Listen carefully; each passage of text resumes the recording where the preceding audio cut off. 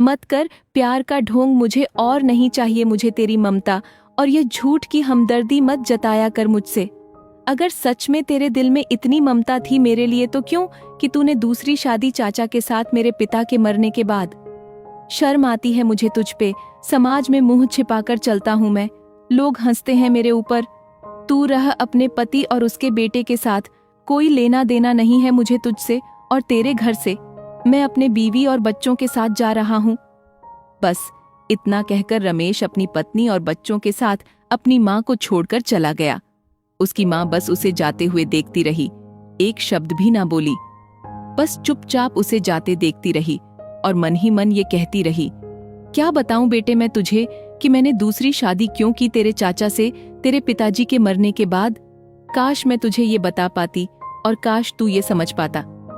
बस 2 साल का था तू जब तेरे पिताजी का देहांत हुआ था। वो तो चले गए इस दुनिया से और अपने पीछे तुझे छोड़ गए मेरी हाथों में। न जमीन, न कोई जायदाद, न धन दौलत, कुछ भी तो नहीं था। हाँ, बस था तो एक कच्ची मिट्टी का ये घर जिसकी छतें बारिश में टपकती थीं। कहाँ जाती मैं, क्या करती मैं उस हालात में? कोई तो अपना नहीं था मेरा, बस तू ही तो था जिसे मैं अपना कह सकती थी। मेरे माँ बाप तो बचपन में ही गुजर गए थे। भाइयों ने जैसे तैसे मेरी शादी कर दी। शादी करने के बाद एक बार भी वो नहीं आए मेरा हाल पूछने कि मैं कैसी हूं।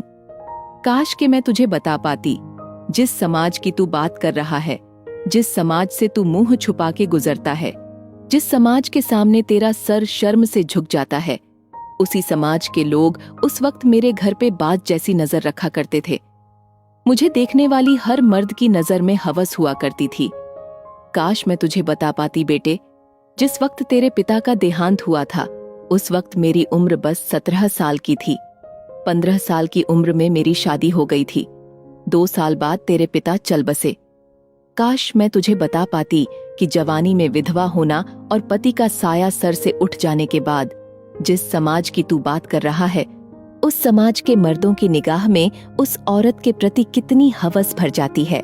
काश मैं तुझे बता पाती कि मैंने दूसरी शादी तेरे लिए ही तो की ताकि तू बड़ा होकर पढ़ लिख कर काबिल और समझदार इंसान बन जाए। काश मैं तुझे बता पाती बेटे, किस हालात से मैं गुजरी हूँ।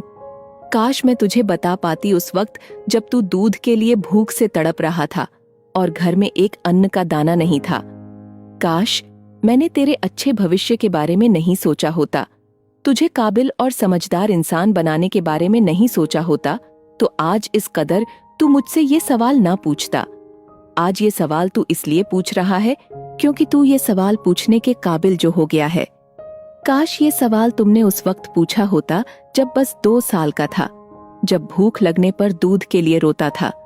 काश उस वक्त तूने यह सवाल पूछा होता जब तू काबिल नहीं था।